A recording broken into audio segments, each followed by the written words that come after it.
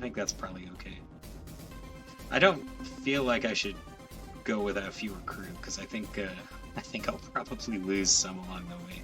But having 2 dynamos per fusion blaster should be good.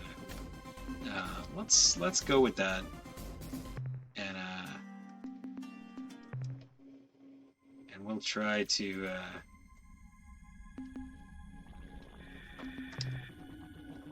Try to get to the the Pakong are leaving. I see that they're trying to get away from the Ura. I don't know where the portal is exactly, but I know it's over there somewhere.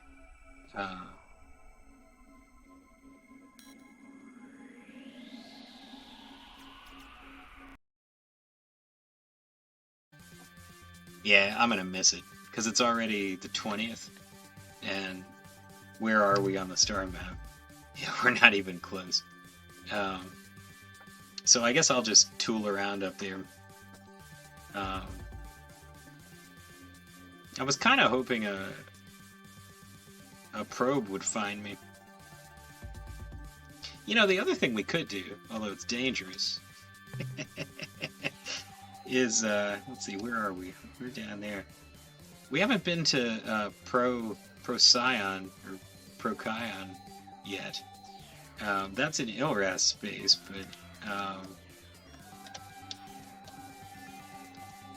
but that's where the Murn used to be. So we've got the fuel and we've got the time. Let's take a detour and hope we don't run into any Ilrath.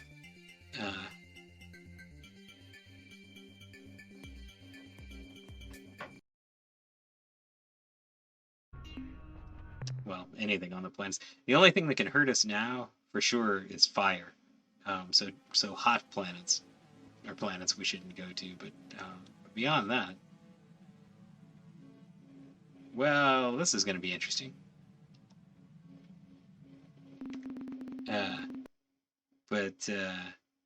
Okay, so report from orbit. We've explored the interior of the starbase and found it abandoned. Computer records show that the Ur-Quan put the starbase in orbit around this world after defeating the Chenjeshu and however you say that. From what we can determine, the Chenjeshu and who were assigned to this base, set up mindless robots to run the station, and then somehow returned to the surface of their planet, penetrating the slave shield. Further analysis of the starbase's databanks show that the Chenjeshu and were exploring synthesis schemes to create a hybrid race, half and half Chenjeshu. The robots who run this starbase are armed and will not permit us to scavenge materials, so we are returning to the ship. Alright. And we should get out of there, because I don't want to fight them. But, I wonder if I draw them away, whether I'll be able to do this.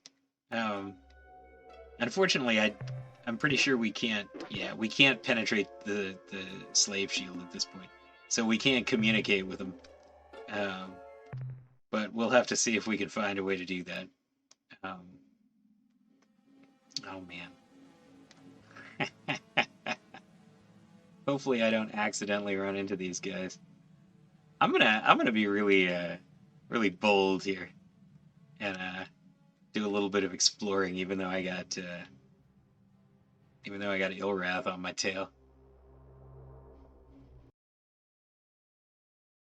Much that I'm just like, okay, boom, we need to go here. Ah, shit, I was afraid of that. I thought they'd catch up with me, but I was hoping they wouldn't.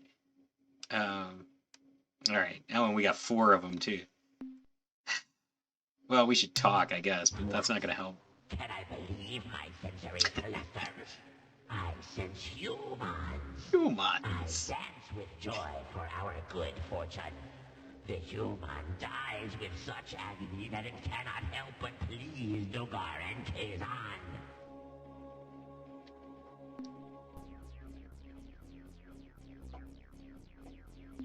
All right, so we gotta decide on what we're gonna do here, what we're gonna say. I mean, these guys are gonna kill us anyway, so or try to kill us at least. Uh, so it doesn't matter too much what we say. But if we can get some information, that's always good. Uh, I'm not sure that they're gonna be useful for information anyway. But yeah. So like, saying we mean them no harm isn't gonna help, and just leaving isn't gonna help because they're not gonna allow that. Um, saying we're gonna kill them probably isn't gonna help our cause either. But I'm thinking the first one.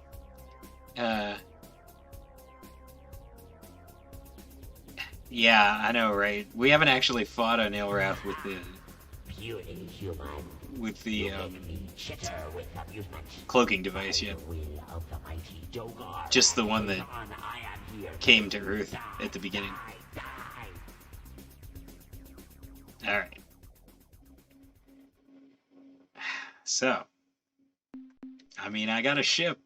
I got a ship with lots of weaponry. Let's see if it works. Can you hit them when they're cloaked? I think you can. And you can also... I love how it zooms in because you can kind of... Oh, but it doesn't... Ah, there we go. I got a hit.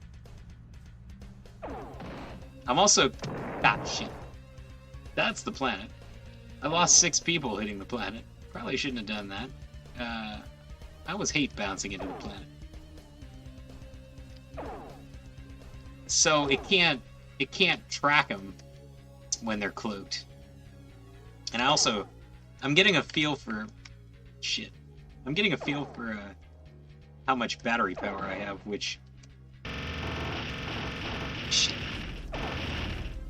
isn't enough, if I'm honest. But especially since we've got 4 of these guys. Okay, that was okay-ish. I don't know how many crew I started with. I think it was like 120 or something. So not doing too great. I didn't even hit him. That was an asteroid.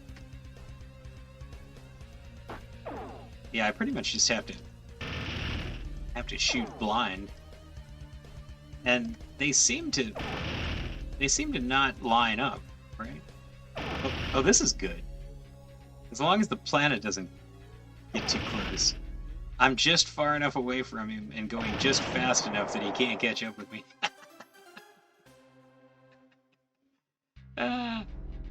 Yeah, I'm not a fan of the planets. I mean, I've seen, like, shit. Speaking of which, I've seen some people use them, like the gravity well thing and all that, but I'm just not very good with it.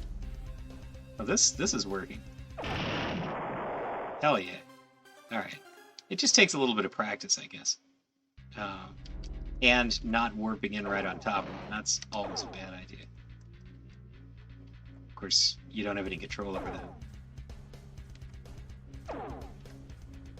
But yeah, some of it is like... Some of it's... He got me that time. I was gonna say, some of it's just kind of matching speed properly. And not hitting the planet. Oh, I got him. Totally random, but I got him. That gravity well is a killer, though. I wish you could blow up the planet. Like, if you could shoot it enough, that would make it interesting. I mean, they did say... Oh, ow, that hurt. Oh, shit. Damn it. That was just bad. That was really bad. I thought I would be able to recharge fast enough that I could get a shot off while he was there, but instead I just kind of sat there and got burned up. I mean, I got some debris, but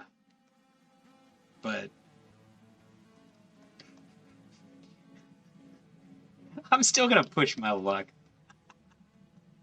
I should have enough sense not to, but at the very least, though, I'm gonna need to crew up my ship. But I got some crew on the other ships. Yeah, this was bad. I wasn't sure how fast they'd catch up, but I guess they. Oh, it's only two. What Let's is see it? if I can. Oh, Human.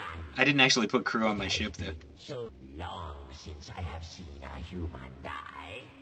We will bet on how many parts we can remove before it stops making noise. Now, you spaceship captain, begin the expedient transfer of all human crew so that we may waste no time.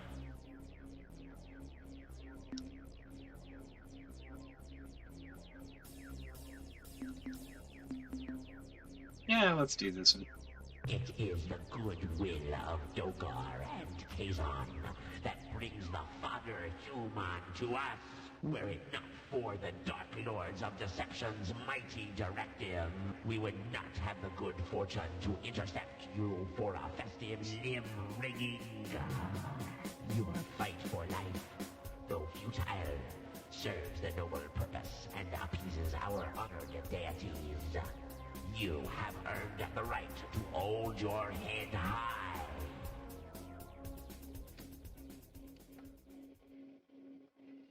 Well, let's see if I can survive with 14 crew. If I end up dying, I've always got that. Save to go back to, but I'd rather not. Oh, shit, that was close. Not really liking the planets. Alright, where are you? You are close. There you are.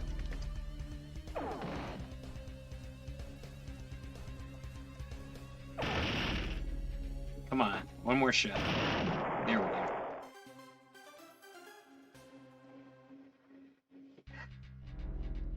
Yeah, planets are almost as bad as the enemies in this.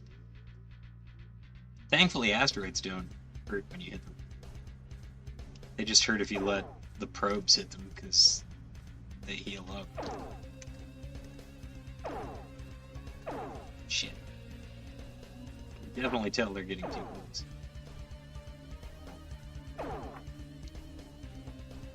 And my tracking system is just garbage, I guess.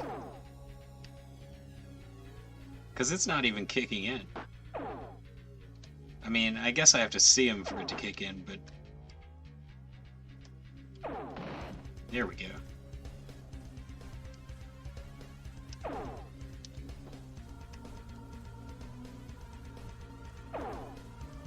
Where are you? There you are.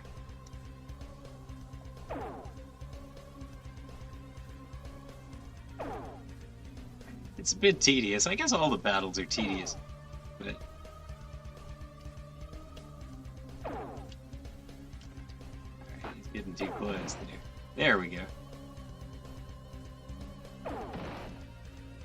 Alright. Stay where you are, and we'll be done soon. I mean, on the plus side, I'm getting resource units, although I'm not sure that I need them right now.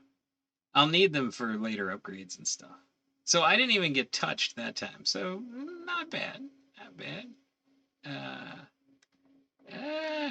I got way too many guys coming after me now, but here's the thing. If I let them come into this system, or into this planet area, is it even worth getting that? Probably not. I don't have a ton of resource space anyway, so let's just skip that. But okay, there's 4. I don't know how many there were, but I think there were about 4. So if I get out of here,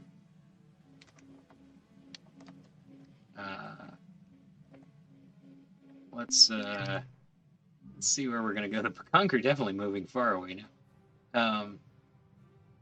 All right, what I didn't look to see what date it was. We'll just go up there somewhere.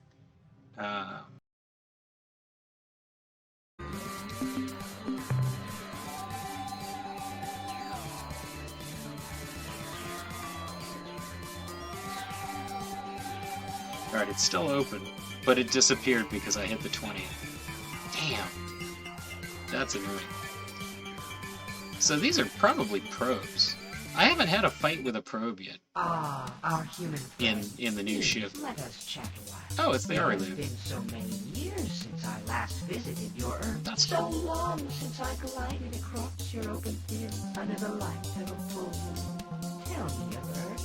Tell me of what I have. Oh, I forget myself. How silly. You were born on the distant world Ur-Quan.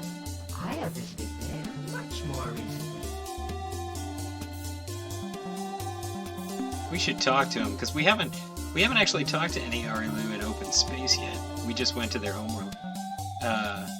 Some stuff above the portal anomaly is worth mining. Yeah. Well, like I say, I'm kind of tempted to go to the Corvi system and deal with the probes, or try to.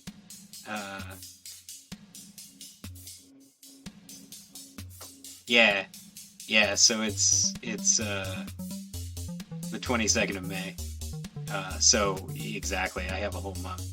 So that's why I figured I'd do that. I mean, I was hoping I could hit it right, but that's the second time I've gotten within like a day. It's kind of annoying.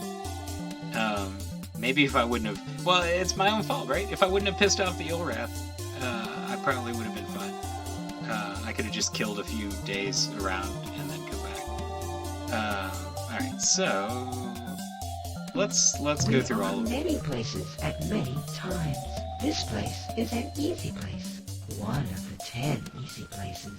At different times, we explore different easy places. That is our way. Oh, Yeah, we need to I can find the see easy from look in places. your eyes that I have confused you. I am silly. Please disregard my words. I wonder if we can talk to them about the Umga. We probably have to go back to their homeworld to do that, and we gotta get into quasi-space to do that. We seek to trap Noon, but they dart and leap.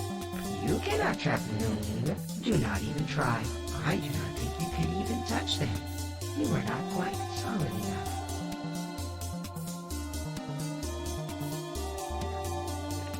Once you trap these things, then what? Why, we let them go, of course. Noon do not like to be confined. Captain, these things we talk about, they are unimportant to you. They are as dreams. Our words should address your universe, not ours. Yeah, it does suck to see that dot vanish on the map. The entry to quasi-space. You are curious. That is a promising quality. How can I describe our relation to humans? Never doubt our motives, Captain. Your well-being is of paramount concern to every army. Surely you know that it was the day after humanity joined the alliance of three stars that we appeared in the open for the first time.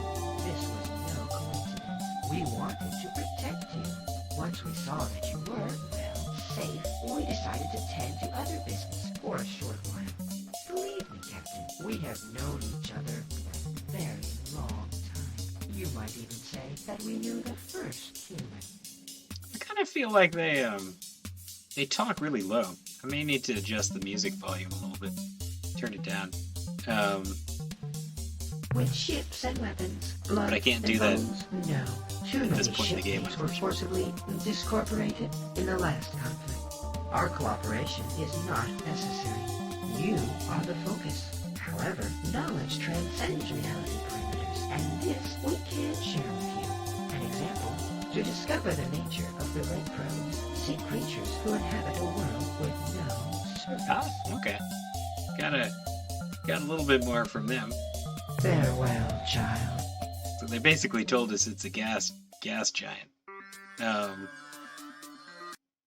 Hello, my clever child. We have met again, and I am pleased. There's a lot of Your Arilu people kicking are around so here. beautiful, so unspoiled. Your instincts are like perfume. Your motives a shimmering crystal. The Mycon change and reform worlds with their deep children. These changes affect others, unfortunately. The fate of your world and your heart relate to these matters.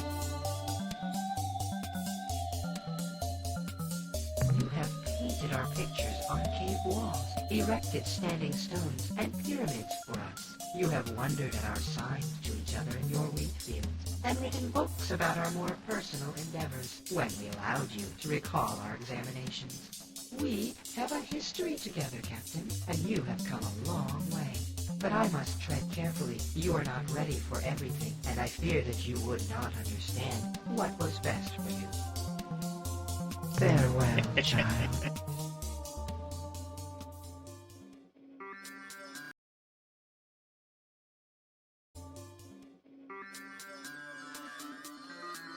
Man.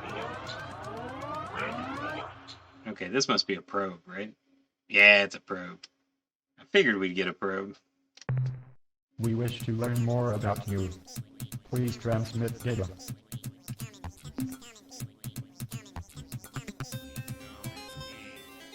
Remote probe programmed to replicate. Report data. Contact alien species. Priority override. New behavior dictated. Must break target into component materials. Yep, it's that time again. Alright. Let's see how well this works. Shit. Okay, I do have a little bit of trouble. Oh, that was good. That was very good. I was hoping it would be a one-shot deal. Okay. Hello, visitor. Hello. We are the Slylandro. I am content to hover. I did a find it. Slylandro speaker. Your presence here fills us with excitement. We have gotten so I'm few filled with visitors excitement, over these too. many drawings. We hope you can stay I've been looking and talk for you. with us for a time. And running out of fuel along the way. Okay. Oh, this is terribly exciting. We will be happy to tell you about ourselves if you would please do the same. You see, we Slylandro have been extremely interested in learning about the galaxy, but our physique makes us incapable of leaving our gas giant home. Therefore, we are totally reliant on our infrequent visitors to keep us informed about events outside this planetary system. And visitors usually only show up every few drawn. We hope that our newly deployed exploration probe fleet will not only gather information for us, but inform other races of our presence here as well. Yeah, what about these probes? You know, it's funny. We hadn't heard from the outside galaxy in a whole Janasa. And then the Melno may come by and sell us a probe. And just a few hundred locations later, you show up. Oh, the probes? Right. Well, like we said, just a short time ago, a race called the Melno stopped by. They said they had acquired some information revealing our existence, and they wanted to study us if we didn't mind. In fact, the Melno said they would pay us for the right to do so. I guess they are biology nuts or something. Anyway, in exchange for our information, they gave us a probe vessel.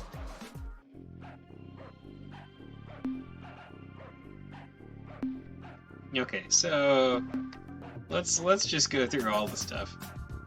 Although maybe we should get the information about the probes first. Sure, if you are interested.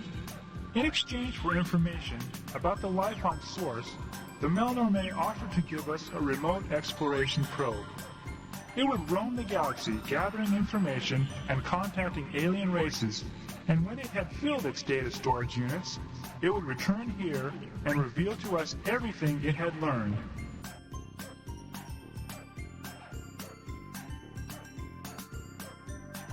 Our probes do not attack. They have only defensive capabilities. Offensive behavior is not part of the instructions we programmed into the probe. To do so would be reprehensible.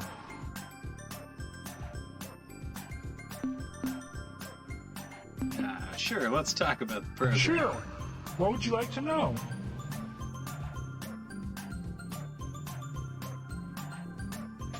Sure. It was a difficult task for us, since we'd never done anything like that before. But for the most part, we just adjusted its standard program, which went something like scan for targets as defined in target list. If no current target, then select new target from the current targets list using specified priorities. If current position is at current target, then set current behavior to new behavior based on behavior priority settings. Perform current behavior. Okay, that's the basic program. I said it was simple, and here are the tables used by the program. Target list with associated target priority. Space vessel, 5. Transmission source, 4. Astronomical anomaly, 3. Planet-bearing life signature, 2. Raw replication materials, 1. Probe behaviors with assigned priorities. Communicate, 5. Record data, 4. Analyze data, 3. Seek replication materials, 999. Move to current target, 1. That's it. Yeah, that seek replication materials might be an issue there. That behavior was hard-coded by the Milnorme. We couldn't mess with it. Essentially, the probe will only fire its weapons if it has been attacked and cannot communicate with the attacker. No, the probe is armed with a battery of missiles. It doesn't use its electrical discharge device in combat. That's impossible! It's inconceivable! The electrical discharge device is used only for breaking down raw replication materials into their component compounds for easy gathering. Alright, Okay, let's see what else we can talk about. Well, we can ask about the Milner from the I guess. Milnorme But we Traveler know Traders. It was catalog item 2418, Remote Self-Replicating Robot Explorer Probe, the economy model. The economy month. The Milnorme traded it to us for data on the life on source. They said the information was unique and was worth, I don't really understand their units of exchange, something like 10,000 dots or something like that. Fortunately, that was exactly the price of their catalog item 2418, Remote Self-Replicating Robot Explorer Probe. Yeah, how long ago did you get 300 it? rotations, I guess. Sure. What would you like to know? Anything else we can ask about the program? Because well, Okay. maybe not. It was sent on a 500 rotation mission to seek out new life and new civilizations, to boldly go where no catalog item 2418, Remote Self-Replicating Robot Explorer Probe, had gone before. Nice. Yeah, let's talk about the replication ability. Well, we're not hardware people, so we only know the theory. What happens is that while the probe is exploring space, whenever it's not doing something more important, it hunts for asteroids and similar space junk, zaps it into its component parts, absorbs the debris, and when it has enough raw materials stored inside, it manufactures a perfect replica of itself. So even though we only bought one probe, by now there should be hundreds of probes, maybe even thousands. Okay, what else can we talk about? Yeah, let's go back to the probes. Let's find out what else they know about other species. Years? Oh, you mean drawn. Well, let's see. There was the Milnorme just a few rotations back. Then we go all the way back over 3 drawn ago to the Ur-Quan and the other milieu guys. The Yuli and the Draw, I think.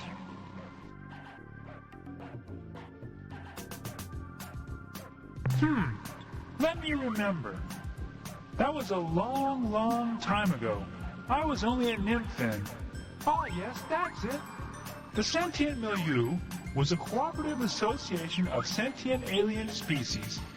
The Yuli, the Draw, the Taelo, the Maelnum, the Foz, and the Ur-Quan, who lived across a wide section of the galaxy. They talked with us fairly frequently for almost half a drawn, Then suddenly, the visit stopped, and we haven't heard from them since.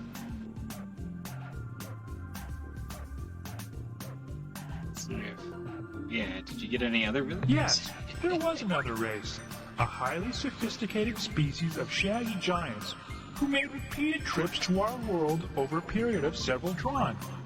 They even installed a broadcasting satellite in orbit around our world, which let us talk with them whenever we wanted. They were called I'm sorry, I can't remember their names. It was a long, long time ago. That would be the precursors. I wish I knew more of the information you seek, Traveler. But we last saw the Shaggy Ones just over 39 Drawn ago, and very little from that era has remained intact in our history, Chance. Hold on a minute. Let me consult with Associates Joyce Lifting and Sullen Plummet. Joyce Lifting, who has a better memory than I, recalls that the Shaggy Ones were described as being worried. They were always hurrying from place to place, seeking knowledge as though they were in a desperate search for some important secret, some answer to a question that they never shared with us. Sullen Plummet remembers that the last time the Shaggy Ones visited our world, they came aboard a great circular starship, one even larger than your own. They had discovered their answer and were leaving to go somewhere, and they didn't tell us exactly where somewhere was. Tell us more. No, I have told you. One moment. Joyce Lifting transmits. Joyce Lifting has remembered something else, though it does not relate to the Shaggy One's question, answer, or departure destination. What my associate communicates is the description of a set of 10 worlds, unlike all others. The Shaggy Ones either discovered these planets, or, this is garbled, assembled them? We were told the planets were, again this is confusing, organized in some pattern which in some way alluded to the Shaggy One's ultimate fate. One of the worlds was described as orbiting one of a pair of blue stars not far from here. Another of these worlds circled a large white sun. That is all we can remember. Okay. A large white sun, maybe a supergiant, I don't know, and 2 blue stars. I'm gonna make a note of that, actually. 2 blue stars next to where we are now, I guess. One of the blue stars has a rainbow world. I thought there were hints. I mean, they aren't exactly great hints, but it's something. It's better than being completely blind to it. Time to start tasting some rainbows, exactly. So we haven't even asked who they are, really. And I don't know, a Drawn is a long time, it seems. The Drawn is our primary unit of time. It lasts for an interval equivalent to 4 million rotations of our planet. Yeah, 4 million A years. Drawn is subdivided into 2,000 Drawnasa. Now please, our turn. Will you tell us about yourselves? Yeah, we haven't shared anything yet. All right, let's. Yes, that seems to be the pattern. Just about everyone who comes by here says they developed on a world a lot like that. As far as we know, we're the only sentient species who's ever evolved in the atmosphere of a gas giant. Of course, from what we know, most travelers like yourselves don't have much interest in gas giants, so maybe there are others like us, Thylandro, out there somewhere. That must be great, to leave your planet and roam the stars. You don't know how monotonous living on a gas giant for 3 or 4 Drawn can be. Clouds, clouds, clouds. Wind, lightning, clouds, clouds, clouds. That's it. We know a lot about clouds. If you've got any cloud questions, ask us. We have over 800 different symbolic references just to describe them. Most of the time, when we aren't eating, we hover around and talk about what the clouds look like. Of course, the only things we know about are clouds, food, and other Thylandro. So generally, that's what we think the clouds look like.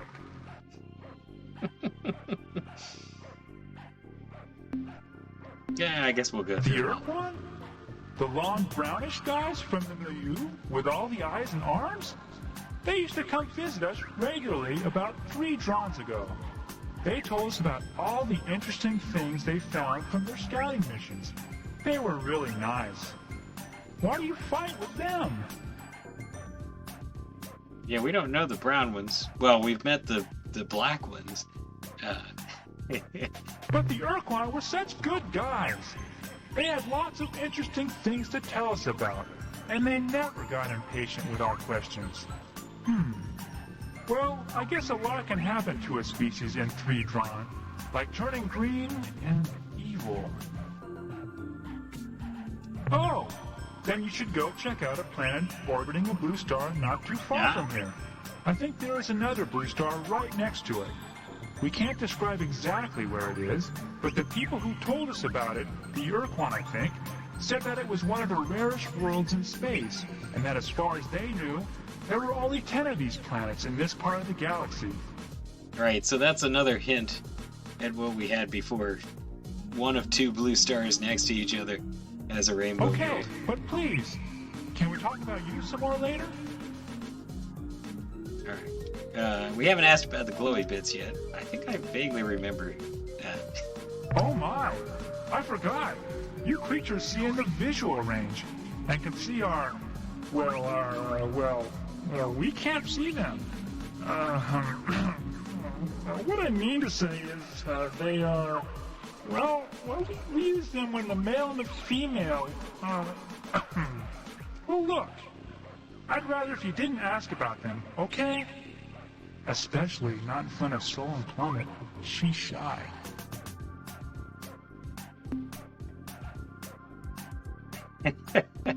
Yeah, I don't think I'm gonna insist. Let's see. I don't know that we've actually asked who they We are are the necessarily. Silandro, I mean, a race of kind, they mentioned they curious, were the gas-bagged Silander at the people. start. Okay. So let's go back to the probe, because Oh yeah, how could I forget? This is the You gotta really figure neat that out. part. The probe was self-replicating. When it wasn't recording data, it would pulverize rocks and stuff, then suck in the debris. When it had enough raw materials, it would fabricate a duplicate of itself, which could self-replicate too. We expect the first probe to return in a few hundred rotations, and then we should see an increasing number thereafter. Okay, let's talk about Sure. the program again. What would you like to Maybe know? there's more options. Yeah, let's I'd be talk about the glad to. replication behavior. You see, the probe has the capability to seek out raw materials, process the raw materials into component compounds, collect the compounds, and then, when it has a sufficient supply, it can build a duplicate of itself. We decided that since we had only one probe, we should change the replication priority and crank it up so that there would be more probes sooner. Yeah, that's the problem. Well, the factory setting was 2, in between movement at 1 and analyze data at 3. I told Joyce Lifting to set it a bit higher. Let me ask him what he set it to. Oh, my. That was a bit extreme, wasn't it?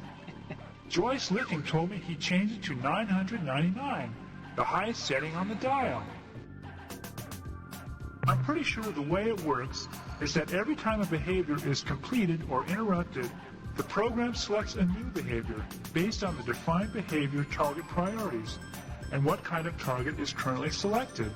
I think a really high priority would cause a probe to focus its attention on that behavior. No, it cannot. Does It is destroy not ships. programmed for hostile behavior.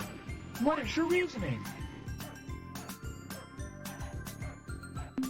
Think about think about what a probe does when it meets a Spaceships are ship. the probe's highest priority, because we want more than anything to make friendly contact with alien races. Right. But then what The about the probe seeks replication? raw materials and processes them in preparation for replication. The answer is simple. it would spend more of its time seeking raw materials for its replication process. So what? I don't see what you are getting at, but I'll play along with you. Like I said, alien ships are the top priority target. Once a probe scanned a ship, it would instantly move toward it. Then, when it got to the ship, it would initiate communication automatically. When communications were terminated, a new behavior would be selected, and... a new behavior would be selected.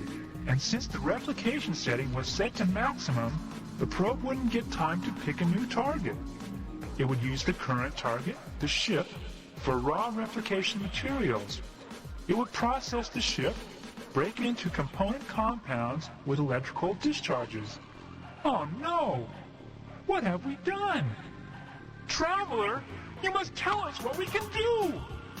How can we stop the probes from destroying all life in the galaxy?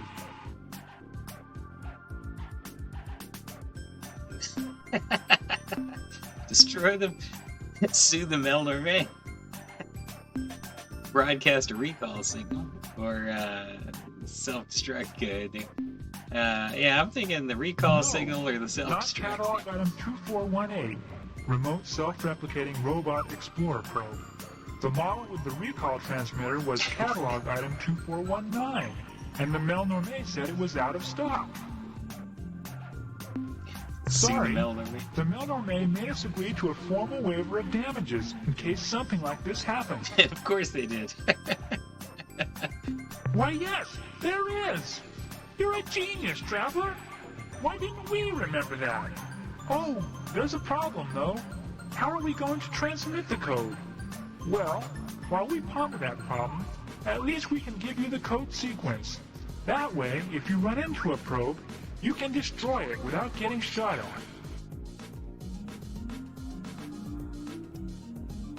Certainly, provided you share with us similar information. What would you like to know? Okay, is there anything else we need to know from them? I mean, I guess we haven't actually found out details about them. I'm not sure that we need to, but why not? Our planet, which we call Source, has no solid surface as yours likely does. Our world is the 500-kilometer band of atmosphere in which we can survive. Below this are the depths, the dark, hostile region, which grows increasingly darker and more hostile the farther one goes. A typical feat of courage for Slilandro juveniles is to sink far enough into the depths so that the juvenile's gas bag is almost ruptured by the pressure.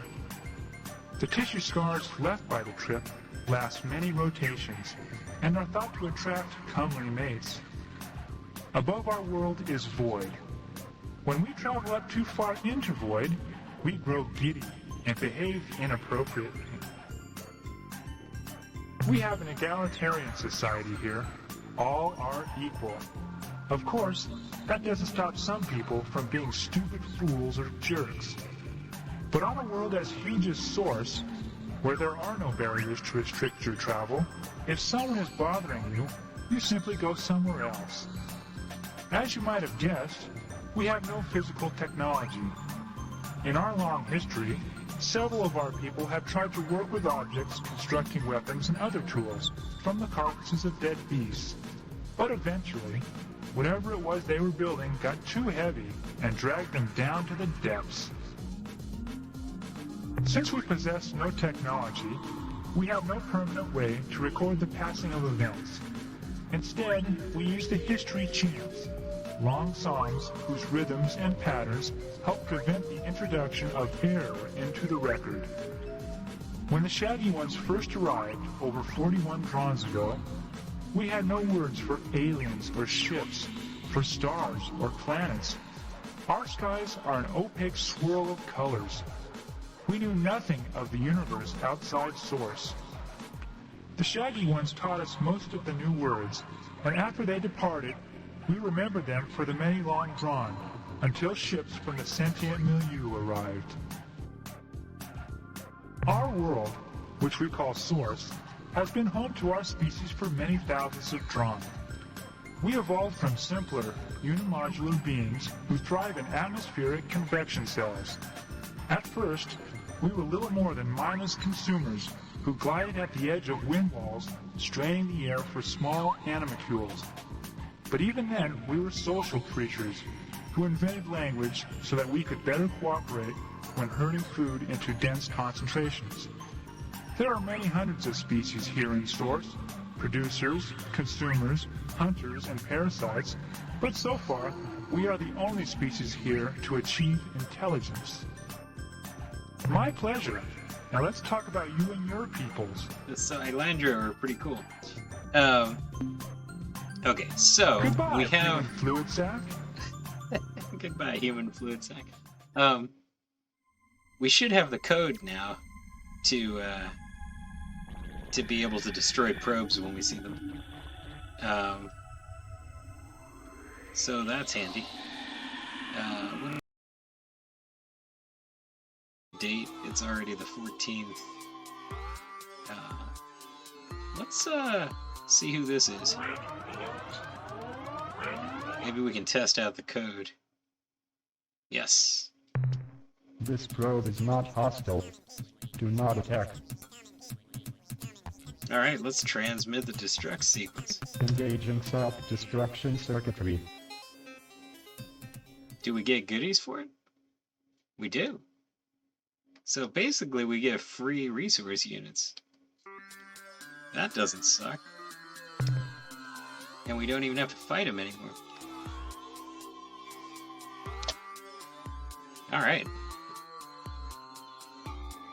So now we actually want to talk to things that are chasing us in space. Well, unless it's somebody we have to fight.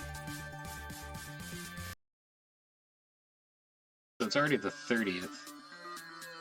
I probably shouldn't screw around too much.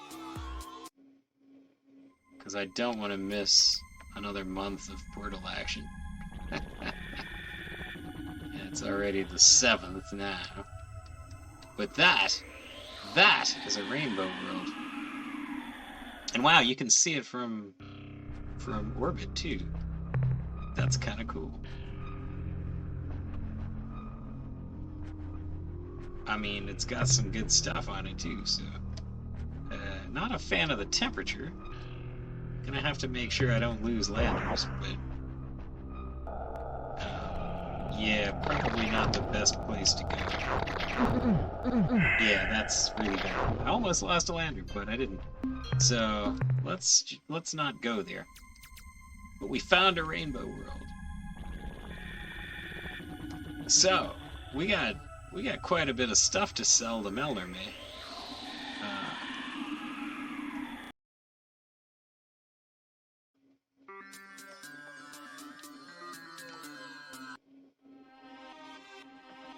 Okay. So, let's look at the star map. Let's put our own star map up. Oh, that's going to be interesting when I have it showing here. I didn't think about that. It's going to show quasi-space locations even though... or quasi-space locations on... in hyperspace, even though we're in quasi-space. So it goes. We need to go talk to the Arelu, and we need to give them the Ur-Quan warp pod that we picked up. And then we can start mapping out quasi-space.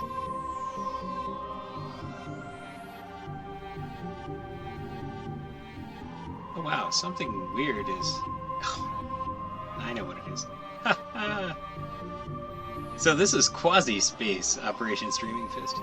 The prospect apparently of it- sharing the easy way with you It excites affects us. my jar If in you have interesting found ways. the Ur-Quan warp pod, this prospect can be made. We did find the Ur-Quan warp pod.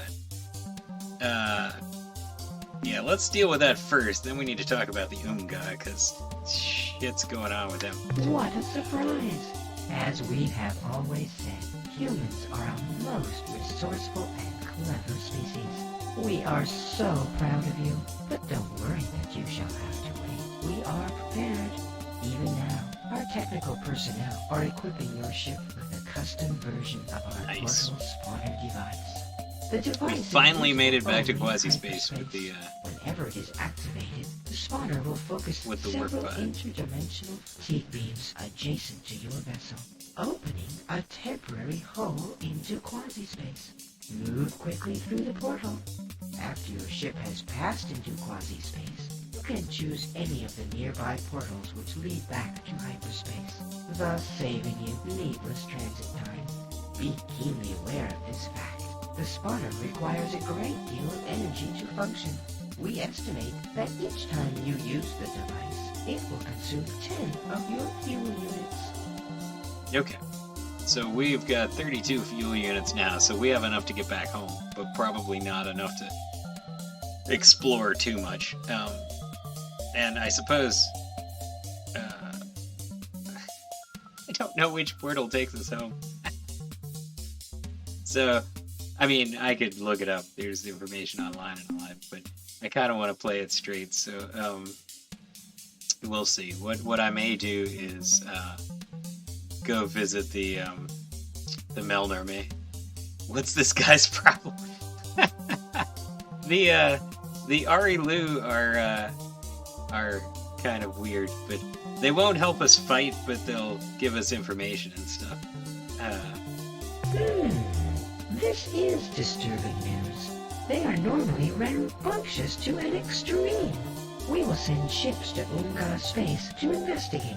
We should have some answers in a few days' time. Okay, cool. So they need to go. Goodbye, clever They child. need to go talk to the to see what's going on.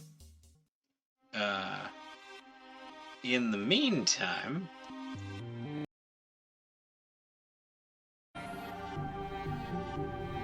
so basically, quasi-space lets you do quick travel to very far-off locations in hyperspace. It would take a lot more fuel. But you still got to be smart in how you use it, so...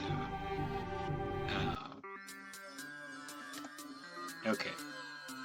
Let's look at the star map. So we are now way the hell up there. So...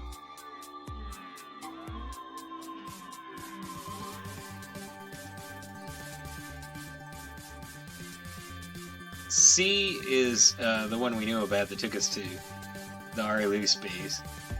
B is the one we just found, which takes us to,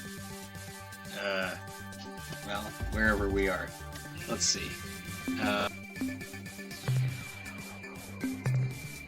Our quasi-portal thing. We don't have too much... Okay. We don't have too much fuel, but we have some. Alright, on the map, this is J. Let's see where J takes us.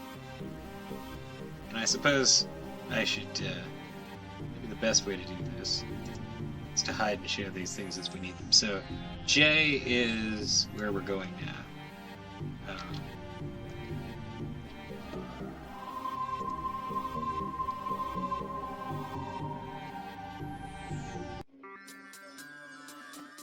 Okay, let's look at the star map, see where we are.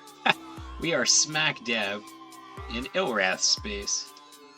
Not the best place to be. So yeah, so we know J takes us here.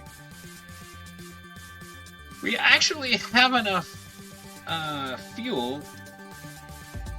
We could try flying straight through to Earth. Isn't a bad idea. We need to avoid any Ilrath.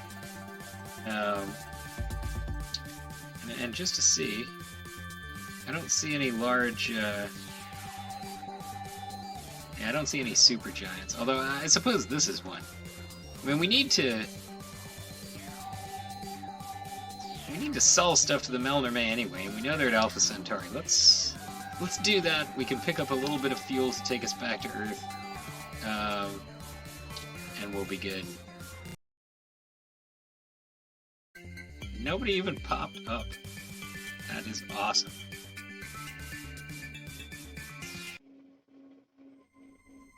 And there's the Melner May.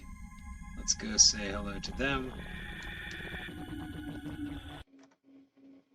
This very morning, I was just saying to subordinate Oka, B5 I smell the feet of a human. We laughed and laughed. What a synchronicity.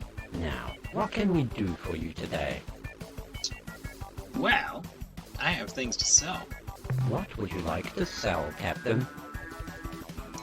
I have a Rainbow World location. Your ship's log indicates that you discovered the whereabouts of one of the Rainbow Worlds, which so fascinate us. In exchange, we will give you 500 credits. What would you like to sell, Captain? What happened to this guy? These guys just want to trade with you. They don't want to fight for you or with you, but they have lots of good stuff to sell. The 700 And units of they like biological life data form we downloaded from your data. ship earn you And Rainbow World data. So. 404. And that was the credits. first Rainbow World I'd ever found in this game. Okay, What let's make some trade items purchases. would you like to buy today? So I think technology was 150 apiece or something, so we've got plenty of credits now, which is awesome.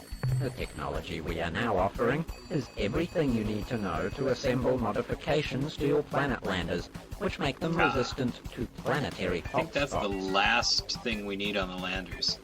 At least the last shield tech, I think. So we definitely want These that. new ablative plasma heat shields, your crew will be substantially safer on hot worlds. But like all our lander modifications, this protection is not perfect, so remain cautious. Since the changes to your landers are straightforward, your landers should be fitted with the heat shields by the time you return to your ship. So, Technology we are now offering is plans for building Hellbore cannons, a weapon much more destructive than a simple blaster. better weapons. So, the Ur-Quan, I don't think care or even know about these guys, because I don't think these guys are from around here. I don't think they have a home planet anywhere nearby. And I guess they just sort of stay away from the Ur-Quan. They never really have talked about them, and we've, for whatever reason, we've never been able to ask about them. But, well, it's because they'll only sell us information, I guess. So once I get all the technology upgrades, then we can find out more about them, I think. Captain, just a suggestion. Hellbore cannons are energy gulpers, so unless you want I think to they have keep a to long themselves, delay between is shots, basically what it I is. would suggest you add dynamos or even Shiva furnaces to your ship. What are Shiva furnaces, you ask? We'll get to that in just a moment. The technology we are now offering includes details on how to develop the Shiva furnace modules we were just discussing. These units generate energy for your combat batteries twice as fast as your standard dynamos. Okay, we definitely need Shiva I am furnaces. certain you will appreciate this new module, Captain. With it, you should be able to destroy and devastate twice as fast as before. Commander, that is the limit of the new technology we can offer you. If I may say so, you have been an excellent customer. Thank you. Okay, so we can't buy any more tech. But we could buy information, and we probably, well, I don't know if we should buy fuel or not. We'll have to see. Once we're done talking with him, we can check the star map, and we can always talk to him again. But let's Good. buy some I wish information, to sell information. because maybe there's something good here.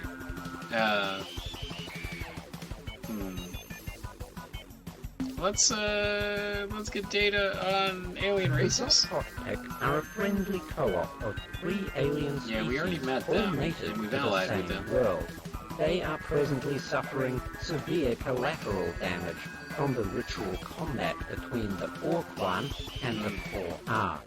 While this is unfortunate for the Zotec pick, they have been forced to abandon many of their worlds.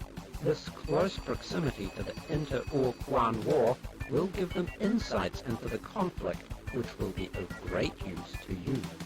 In addition, the Zok-Fot-Pik met the Chenjezu early on in the war and are eager to make allies who can protect them from their enemies.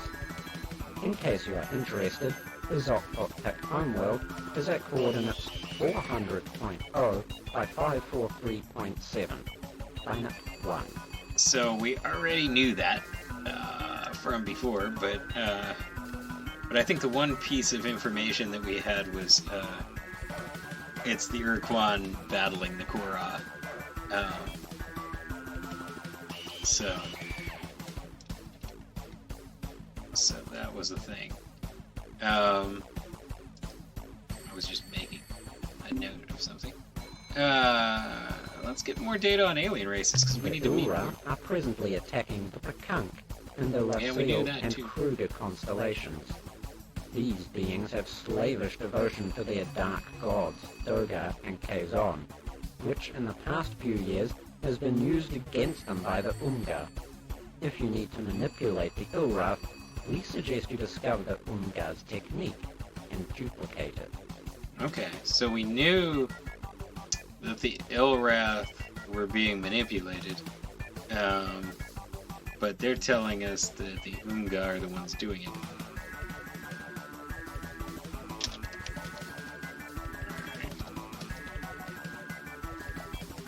Made a note of that. What else do we have? I think the alien race thing is the way to go. Pakunk are a mystical offshoot of the Yehat species who left their bird brothers long ago to found a peaceful enclave in the Kruger and Jykos stars. At the present time, the Pakunk are defending themselves against the Ulra, who have been commanded to attack the happy birds by Dogar and Kazon. The Pakunk may be unwilling to make a formal alliance with you, but we have confidence that if you explain yourself honestly, they will help your efforts against the Ur-Quan. Okay, and we already got them on our side, kind of. The creatures presently fighting the Ur-Quan are called the Kor-A. They are an Ur-Quan subspecies that split off from the main species many thousands of years ago. Their present fight is a ritual reenactment of a major difference of opinion between rival Ur-Quan leaders after the Ur-Quan overwhelmed their slave masters, the Denari. The Kor-A are immune to reason, having long ago lost the ability to see their situation objectively. They live in a self-maintained paradox. To ensure their safety and security, the Kor-A fight an endless battle against all other sentient species. Yeah, we already met them, and they were not fun to be around. I must warn you about some very bad people. Is this worth so many credits, you ask yourself? I assure you, it is. The creatures are called the Druj, and they are a callous the and Druj. evil race. They care for nothing but profit and personal gain through unfair mercantile exchanges.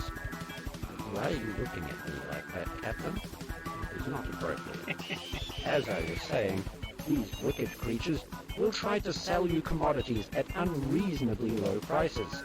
Why, they almost give away fuel. Do not fall for their tricks. There are hidden costs, secret tariffs. So that you may avoid them, I will tell you that their main trade world is Zeta Persei 1. Why are you smiling, Captain? Alright, so we know that, we now know that the Druge are at Zeta Persei 1. So that's another place we should check out. Let's go back to aliens. The Xerxes race evolved on the planet Arcturus 1. They lived there in a relatively benevolent manner until the Kor-A came and destroyed them during the course of 2 or 3 unfortunate days. The Druj were largely responsible for the Kor-A's finding the Xerxes. You see, the Xerxes were in long-range hyperwave contact with a race simply known as the Git. For decades, the Git and the Xerxes traded much valuable information, until the good came under attack by an invading race who you may know as the Core R. The good warned the Burvixies that the Core R located races by their hyperwave transmissions, and that they had already discovered the radiations from the Druge. When the Burvixies were kind enough to warn the Druge that a hostile alien race was homing in on their hyperwave radiations, the Druge shut down all their transmitters and erected a powerful hyperwave beacon on the surface of the Burvixies' moon. The Core R changed course, attacked the poor Burvixies, and sadly destroyed them all. Yes, the Druge don't sound very nice. But maybe there's a hyperwave transmitter thing in, what was it? Arcturus 1. Yeah, Arcturus 1.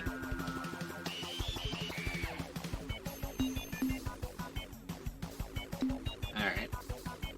I made a note of that, too.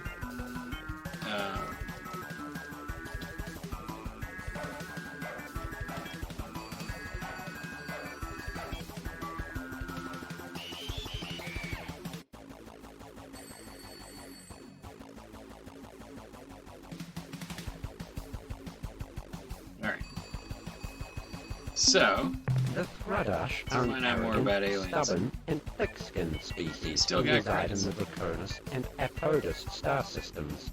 They have little or no respect for anything but force, which they admire What was that greatly here? reside in the Skip it. Draconis and Draconis and Apodus star Apodus. systems. They have little or no respect for anything but force, which they admire greatly. To make the Thrudash your friends, you should consider killing most, but not all of them. In addition, they guard some kind of sacred relic at the star system Zeta Draconis, though we do not know the true nature of this artifact. The Thrudash homeworld is at Delta Draconis. Delta Draconis. Okay. Delta Draconis is the Thrudash, and we need to kill them and then ally with them. And,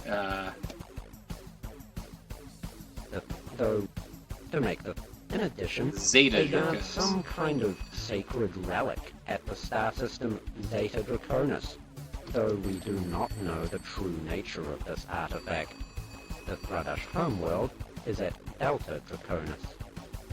Alright. So Zeta Draconis has some kind of artifact. We like weird stuff. After the war, the Chenjezu and the Murmahum chose to be slave-shielded on the Chenjezu's homeworld at Procyon. Yeah, we went We there. suspect that they are melding their two species to form some kind of new hybrid race. A race which may well be powerful enough to destroy the Ur-Quan single-handedly. However, by our calculations, this process will take many decades, if not centuries. Should you wish to talk to them, we recommend you invest in a hyperwave broadcasting system which is powerful enough to penetrate the shield around their world. Incidentally, should you acquire such a device, feel free to use it anywhere in hyperspace, and we will be sure to respond promptly. Alright, so if we get a transmitter, we can call these guys too. Which would be useful for getting fuel or... The Mycon are using this Upgrades. time while the Well, I guess Ur-Quan we've already have their got our attention elsewhere to expand their sphere of influence as fast as possible. The Mycon colonize planets by launching tough spore pods from orbit and injecting them under the planet's surface. Months later, after the spores have grown hundreds of thick, fibrous tendrils under the planet's crust, the tendrils suddenly thrust up out of the planet and create huge calderas, not incidentally filling the planet's atmosphere with the Mycon's preferred gases, clouds of superheated steam and sulfuric acid.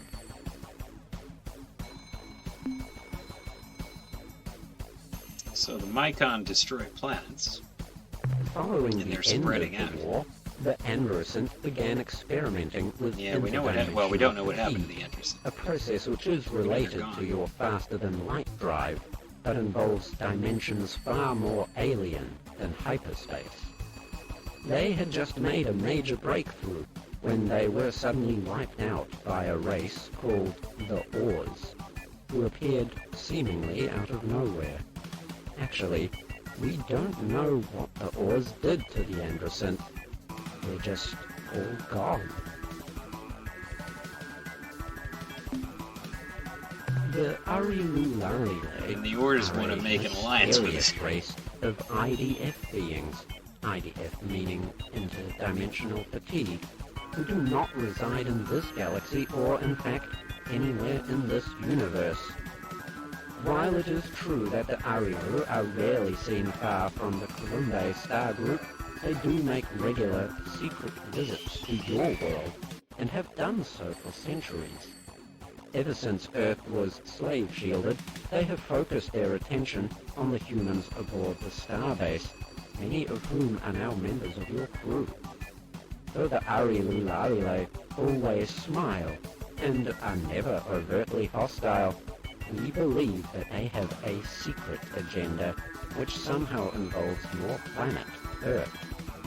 These secret plans may or may not cause grief and woe to you Earthlings. Yeah, so we don't know what their ulterior motives are. It seemed pretty clear that they had some. Alright, what else can you tell us? Just under 20 years ago, the brave and suicidal Shafixti annihilated their species by exploding a precursor device, some kind of bomb, in the interior of their sun. The resulting storm of solar flares cooked the life off the Shafixti homeworld and incinerated over 100 Ur-Quan dreadnoughts, which had just entered the system to conquer the Shafixti. In actuality, there are still at least a dozen Shafixti left alive in the galaxy. 1 or 2 are at Delta Gorno, guarding the dead hulk of their once beautiful world. Others can be found in Book's space. Okay, so we already had Delta Gorno noted as where the Shafixi used to be, but they might be in Vux space too.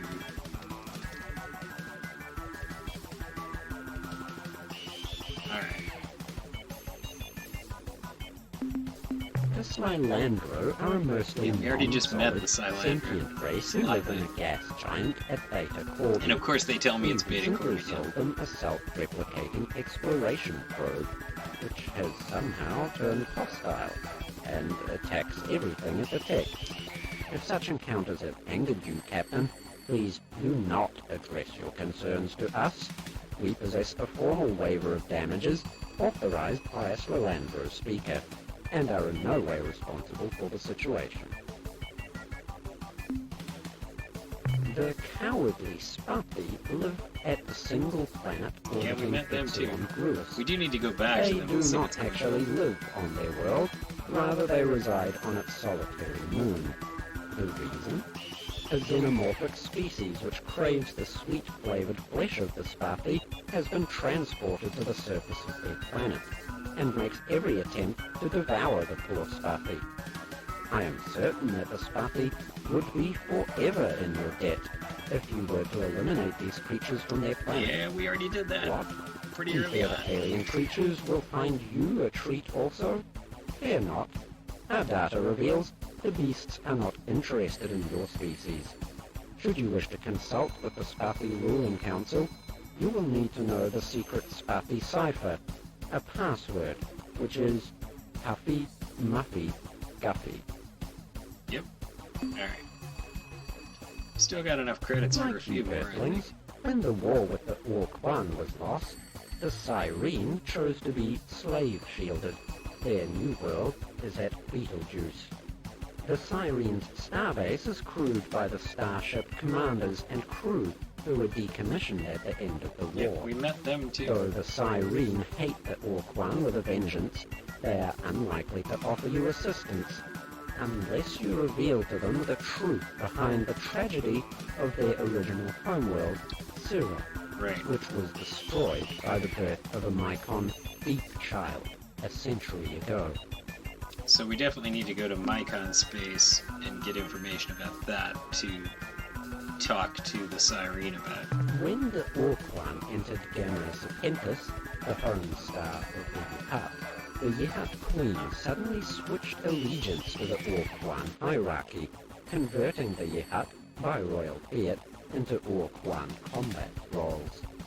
This act was viewed by most Yihat starship officers as ultimately dishonorable, the desperate act of a corrupt regent to maintain her throne. The Yihat's shame was greatly magnified by the Shafixpi's show of courage when they destroyed their own star system to slow down the Ur-Quan armada. Captain, you have heard all that we have to say about aliens indigenous to this region. Should we learn more in the near future, we shall be certain to sell it to you. Fair enough, but we found out that Gamma Serpentis is where the Yihat are, so we can check that out sometime. I guess. I mean, we still have credits. We could buy historical information or current event information. Maybe current event information is the way to go. While you probably believe that the Shafixpi are extinct, having caused their sun to flare with a device identical to the Utwig superbomb, the truth is not so simple. There yet exists a chance to resuscitate this meta-marsupial species. Yeah, Though it will I not can get be Hellborn easy. cannons. The problem at hand seems simple. Bring together two Shafixpi. I just haven't been to of Earth yet. different That's the sexes, next stop, and that's probably when I'm going to wrap it up, too. Proceed. Given the short gestation and maturation time of the Shafixpi, you will have thousands of the creatures in 10 years and millions in 20. Finding a male of the species is easier than fluff. Simply visit the Shafixpi's blasted star system at Delta Gorno. Yeah, we already had Captain a mention of Tanaka, that. or its sibling Katana, shall greet you on your arrival. A warning. These warriors are old and fly in barely functional ships. If they mistakenly identify you as the enemy, do not return fire. Retreat, and try to talk with them on their own level. Good to see you, Females of the Geyser. species will be more difficult to obtain. The only supply of such remaining in the galaxy is at Alpha Cherenkov 1, included as part of Admiral Zex's bizarre and beloved menagerie. Fortunately for you, Captain Zex is considered, well, perverse by his fellow books. This is because Zex actually enjoys the presence of human beings. To acquire the Shafixpi females, you will have to appease Zex, because I fear killing him will be virtually impossible due to his exceptional battle skills and the huge personal fleet he possesses. Okay, so...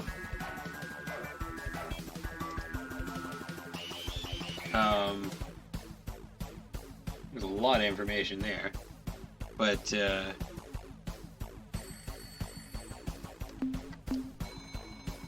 let's go back to that again.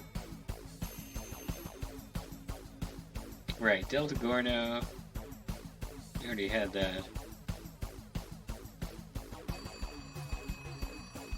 Alpha Cherenkov 1. Alpha Cherenkov. Alright. That's where we need to go to get female Shofixie. So now we got a couple other things to do. We got a lot of things to do, actually. Which is good, because pretty soon we'll have an awesome ship that can get around without spending a bunch of time and fuel, and also maybe even survive battles and things. But yeah, the Hellbore cannons. We basically have all the tech that the Melnorme can sell now at this point, and we should have a lot of resources when we get back to Earth too. I didn't set up the ship to hold a ton this trip like I did the last trip, but we have spare resources back on Earth that we haven't even used, so I think we'll be good. We should be able to to outfit the ship pretty well. Let's see if there's more current event The stuff. Ur-Quan are presently at war with a race called the Ur. They are Maybe fighting two within a more large with the credits spherical moving. region of space centered around the Craterus star group. Although it is probably too early to tell, it would appear that the Ur are winning. Alright, so Craterus is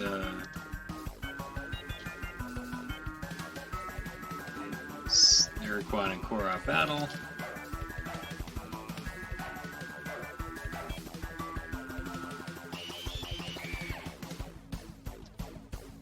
Alright. We don't want to go there. Not yet, at least. No doubt you are familiar with an alien race called the Unga, who live in the Orionis constellation. While they are renowned for their potent and often cruel sense of humor, they have outdone themselves in recent years.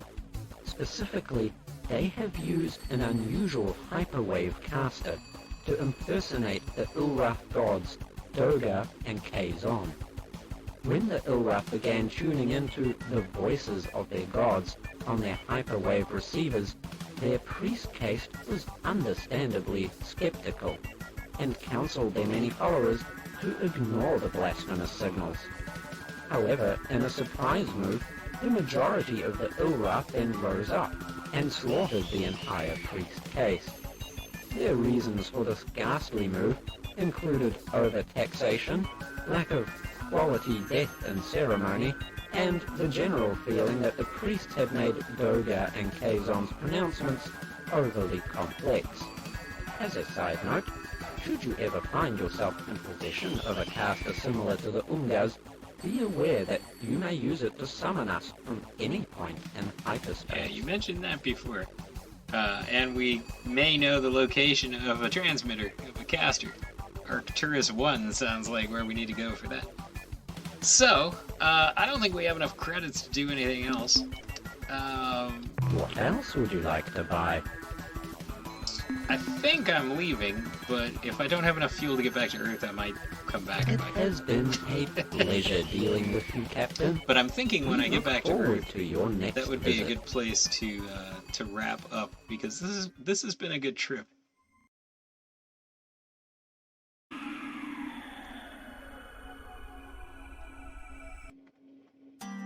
All right. Captain, I'm glad you made it back He may in have one more piece. information Before for we us. go on, I have something important to tell you. Yeah. Good news, He always Captain. does. With no announcement, a small fleet of Arilu Lalile popped into space adjacent to our starbase, scaring the hell out of the deep raider operator.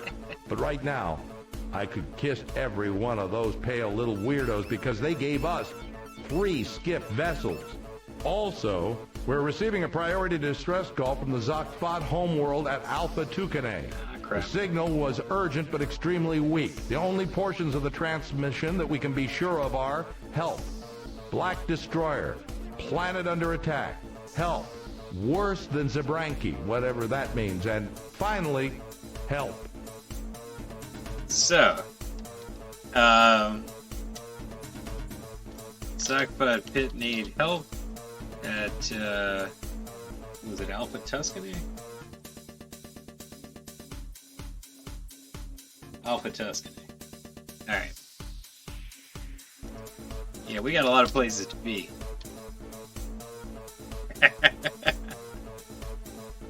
An awful lot of places to be. Alright, I have minerals to offload. And other things.